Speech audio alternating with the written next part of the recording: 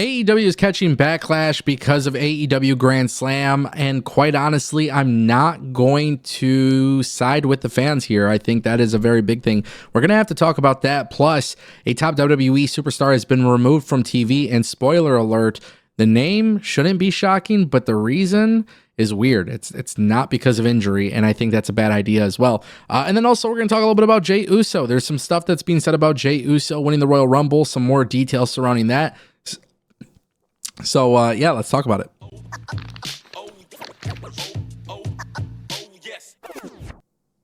All right, ladies and gentlemen, if you guys want more professional wrestling news, then you already know you got to click that subscribe button. You got to ring that bell. You can't miss a video. Definitely don't skip a video. Trust me, you guys will always be up to date with everything happening in pro wrestling. Like Jey Uso. A lot of people have been wondering, how did WWE come to terms with the decision for Jey Uso to win the Royal Rumble? When did they make that decision? It was said that he was expected to be the winner as of late December, early January. So this definitely wasn't a last-minute decision by the WWE. However, what was really interesting was the conversation between Jey Uso and Daniel Cormier. He spoke to Daniel Cormier, and everybody knows DC legend from the UFC. He spoke to Daniel Cormier, and he said that he learned just a few hours before the Royal Rumble that he was going to win the Royal Rumble. Obviously, it was a major shock for him. And this is really interesting to see how WWE basically went about it. Now, I just want to take a minute to kind of explain something. I have been heavily scrutinized for some reason in my comments because I believe that Jey Uso was the right choice. And I've obviously taken this approach that, Jey Uso is completely over. I think there's a lot of people trying to debate that. But I think for me personally, I think the way I look at business in the WWE and in AEW is that it's all about listening to the fans' reaction. Now, the problem is on the internet, I don't think they make up a large percentage of the people that are actually spending money on WWE or AEW or whatever it may be. So I think they might be a little bit loud on social media, but what is much louder than social media is the crowd reaction. So therefore, when I hear that Jey Uso won the Royal Rumble and I'm watching it and I see that, my genuine reaction is that I am very happy to see that WWE is listening to the crowd. And that is essentially what has happened. The WWE universe has made it very clear they were satisfied with Jey Uso. Now, on the flip side to that, the crowd also made it very clear that they were not on board with Charlotte winning the Royal Rumble. So again, that is where WWE has to learn how to pivot and move away from it. And whether or not they choose to do so, that will be very telling. However, Jey Uso just learning hours before is not an indication that WWE planned this last minute.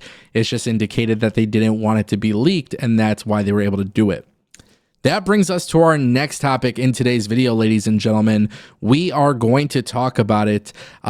First and foremost, I think it's really, really sad that we have gotten to the point where we actually have to talk about this. And I know many people will probably disagree with me, but Roman Reigns has been written off of WWE television. And quite honestly, I am very annoyed about this. I think this is going to... Of course, people will naturally disagree with me, but I think if you're looking at the WWE and what they've been doing all of these years with Roman Reigns, this guy clearly isn't a full-time competitor on TV, and I understand that. But Roman Reigns has been written off of television, and obviously they're trying to sell what CM Punk did and stuff like that, and I understand. However, this idea that Roman Reigns is going to be off of television yet again just basically pisses me off, and I want to explain it a little bit more in depth. PW Insider basically came out and said that this is likely a storyline device to temporarily write Roman Reigns off television. Okay, we understand that. WWE announced that he's going to be out of action. Now, with that being said, PW Insider has further reported that the current long-term plan as of today is for a major triple threat match at WrestleMania between Roman Reigns, CM Punk, and Seth Rollins. Now, naturally, I don't mind them doing a triple threat match, but I do think it would be much better for Seth and Roman to have a singles match or Punk and Roman to have a singles match.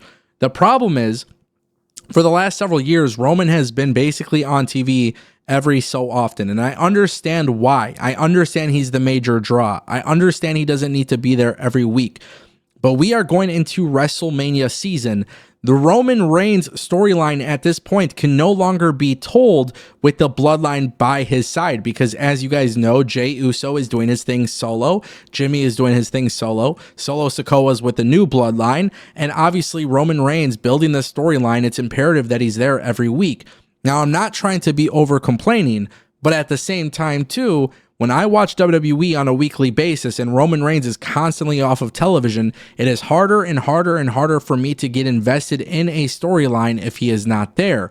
The difference is when he had the bloodline by his side, they were there to pick up the pieces, and that naturally made Roman Reigns feel like a big deal because he didn't have to be there. But in a situation where you're trying to build up a triple threat match, I think it is very clear he needs to be there more often. Now, him being removed from TV is a typical WWE move, and it's honestly annoying. And I understand that a lot of people will not agree with me here, but I am a big fan of Roman Reigns, and I think he's a wonderful storyteller. If you want to build WrestleMania up correctly, Roman Reigns should be there on TV. Not, listen, Elimination Chamber, he should be in that match. Right? He should be in that match, and then you could start building towards the triple threat.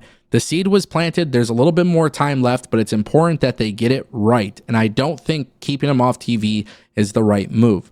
Now let's talk about AEW Grand Slam, because this is where things get a little bit more chaotic. And I don't agree with it. Honestly, I don't agree with it. I don't have to be the biggest AEW fan in the world. But at the same time, too, AEW Grand Slam has been under a lot of scrutiny. And the reason why they have been under a lot of scrutiny is because the changes, between being on TV and pay-per-view, being in a stadium, being in an arena, there's a lot of people who are really unhappy about this. However, I keep getting tagged on social media about a specific article and a link. And basically, there is a lot of talk about this. So let's get through it. First things first, according to Fightful Select, AEW always planned for Grand Slam to be a TV event despite the backlash. So that...